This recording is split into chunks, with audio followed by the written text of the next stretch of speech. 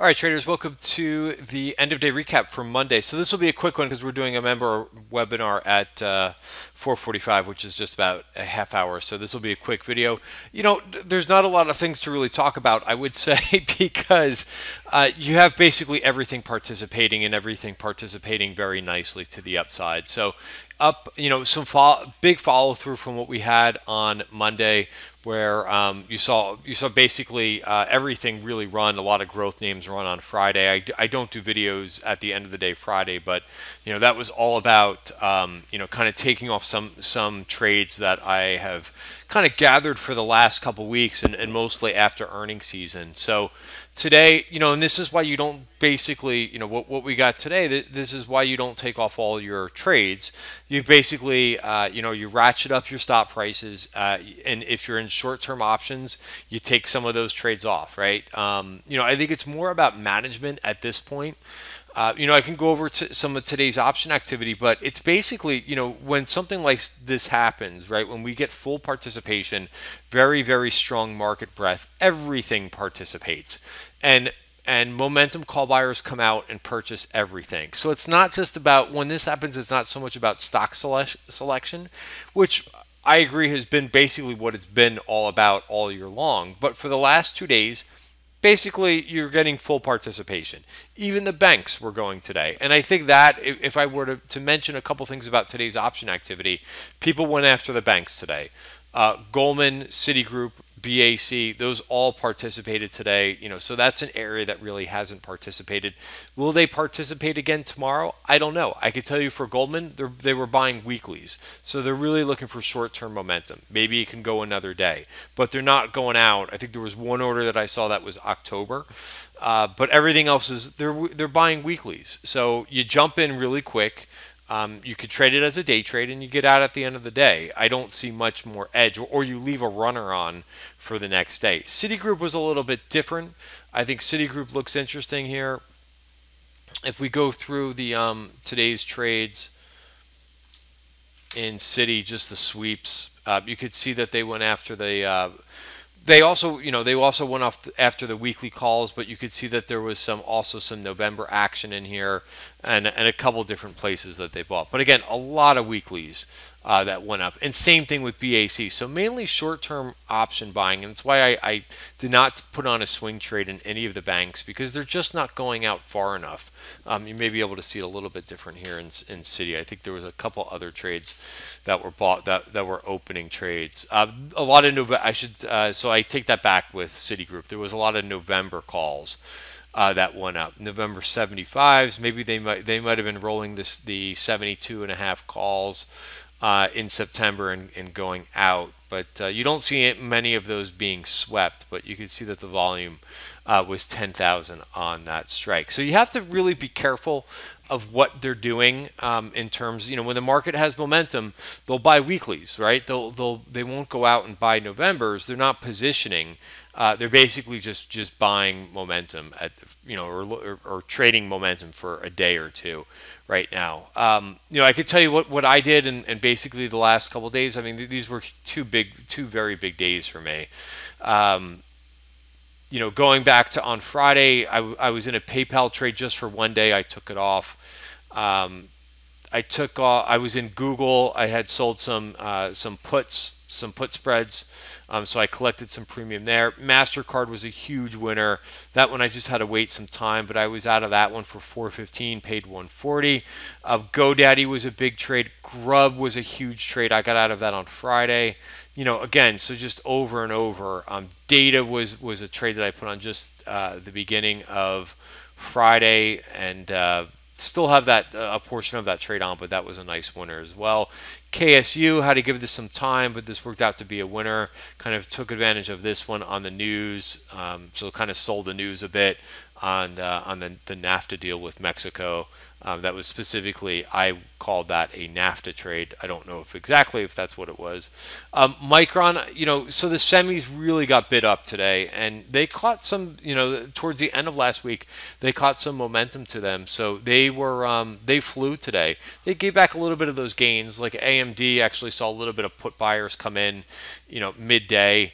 it got sold. But I mean, this is a huge move. So, again, if you're not taking profits here, by the way, look at there's no more VPOCs. By the way, this is the last VPOC taken out. So, I look at these version point of controls very particularly because that is where there's been, where there was a lot of volume before. I have to scroll for you to see this, but this line at 26 goes all the way back to I think '07, basically, where there was a lot of volume where price did not go through it. So that's the last one that I see on the daily chart. Everything else has been realized. Now the stock was higher, but it's kind of act as gaps, right? All these areas are point of controls have been filled. That's the only one. There's all these that were taken out over time, but that's the last one at 2025. So, and that looks like a pretty toppy looking candle for the day for AMD. Nvidia was also very strong. There was some call buying. So I'm very, very selective on days like this. I'm all about raising cash because basically you get what you're looking for on days like this. But Nvidia, what a move! 1, 2, 3, 4, 5, 6 days in a row of green candles, and again looking a little bit toppy today. But I actually did take a trade out in small trade for Micron out in November. And the only other thing that I added was a cash trade in Cliffs, which I think looks like a pretty good chart. This is a name that I've been watching. Real big move up on earnings and a little bit of a settle down. So retraced about half that earnings move, coming back and retesting. So I'm using the 50-day moving average as a stop. That's a pretty easy trade as long as you're disciplined and use that 50-day moving average. But man, what a couple of days. I just sent this out on Twitter that, the market just will always surprise you. Something that I've learned over years. I've been trading since all the way back since 1998. I'm sorry to admit my age, but it is what it is. I've been trading that long, and the one thing that I know, trading institutionally for a number of years, is that the market will always do what it wants to do, not what everybody thinks. Going into August, everybody said, "Oh, this is a choppy month. Everybody's going to be off on vacation." It doesn't work that way. It doesn't. It's not predictable like that. There is seasonality. So September is I think one of the most the weakest seasonal month historically, but that's history, right? So I would keep that in the back of your mind as you're taking risk, but it doesn't mean that September is going to be weak. It just doesn't add up that way. The market changes over years, and you have to remember too, people work from home. So while people are on vacation years ago, people on Wall Street, you have to take vacation, right? If you work at a bank, you have to take 2 weeks off. It's mandated. But if you work at a hedge fund, a lot of times you take your work with you, and so that technology does not give that reprieve to people to just say, hey, I'm not going to work at all, and I'm going to take this month off or whatever. It just doesn't work that way anymore. So anyway, that's my little just quick spiel on August. But at this point, I had I always have people call me, not from the trading room or anything like that, just people that I know, and they see the market going up and they have the FOMO and they start to ask, what to buy at this point. If you've been doing this correctly, what you've been doing is taking money off, not buying anything into this. Now, again, management is so key here because you want to let your winners run. But at the same time, you want to ratchet up your stop prices and be really cognizant of when the market does change. For me, I get out of all my short-term option plays, and I either roll them out, or I just take off the short-term option plays and let the longer ones run a bit. So there's quite a bit of management, and I can give you an example of this. And this is what we saw a lot on Friday as well. But this is what institutions do, right? Look at this order in Square today. This is somebody sold the December 55 calls, and I'll bring up the Square chart. Somebody sold the December 55 calls for $24. This is a $45 million trade in option premium, and they're taking it off. They're rolling out and up, meaning they're going out further in time and up in strike. So they're locking in, you know, basically, I would assume their profits, right? And they only have a $27 million. I say only because that must be nice, but they have a $27 million trade, and they're taking off $44 million. So they're almost locking in $20 million on that trade, and basically that's how it's done. That's how smart institutions will do that. They take money off the table, and now they're just playing with the house money. So that is what you should be thinking about doing. You should not. Again, this video is completely for information purposes only. And that's why you pay to be in a trading room. To be honest, I see a lot of things that on Twitter and so forth, where people are just not, they're not informed. And that's the value that you get with being around other traders and being around other professional traders is, you could listen to experiences, and you can listen to how to manage through when you have an explosion in price that we've had, the last couple days. How to stay in the game, how to sit a little bit, take off some money, but try to stretch your winners out here. That's all part of the game, and that's all what we teach and what we go over on a daily basis.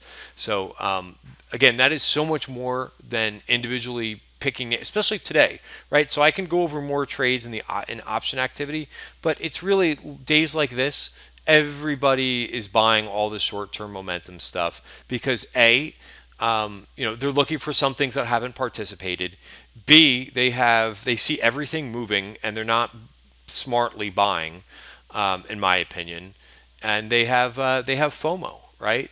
So there are some things, like I said, that people are looking for, that they're positioning. NTNX has been a name that we've talked about a couple times now, that we saw call buying last week. This finally got going. I don't want to say finally, but it got going today on a Piper price target raise this morning. But you could see a couple other things like Micron finally starting to move. The Chinese internets, this is what, again, and these are the things that I talk about pre-market to get everybody kind of ready for the day. But you had the Shanghai and you had the Hang Seng up well over 2%. So what's going to happen when that happens? When the local market is up, things like BABA are going to take off. BABA up 3.7%, right? That's a much better environment, in my opinion, to be playing Chinese internets, is when the local market is up over 2%. So you could go through and you can look by one, but Momo had a big day, up 7%.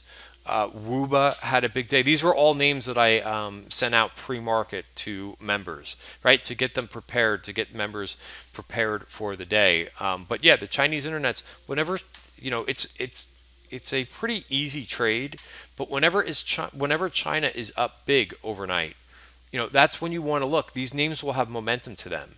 Rather than try to pick a bottom, I would much rather know that when the local markets are rallying pretty hard, that is when I would look to go into these, not to pick falling knives when China is down every day 2%.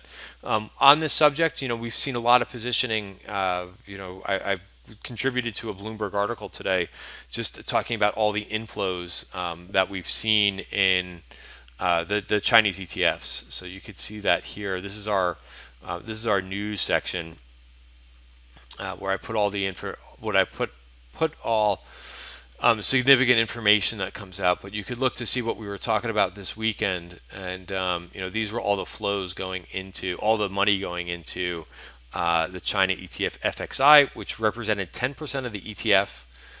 And then also ASHR. Both of these names have been seeing call buying as well. So it's kind of adds another dimension when we see both cash and option, speculative option buying in both of these names. But so that's it for today. Thanks for watching the video. Like I said, we're doing a nice webinar on call spreads, when to use them, how to use them. We're going to talk a little bit about implied volatility. That's a judge of when to use them. So hope to see you members there in just about 15 minutes. Thanks for watching. Have a great night.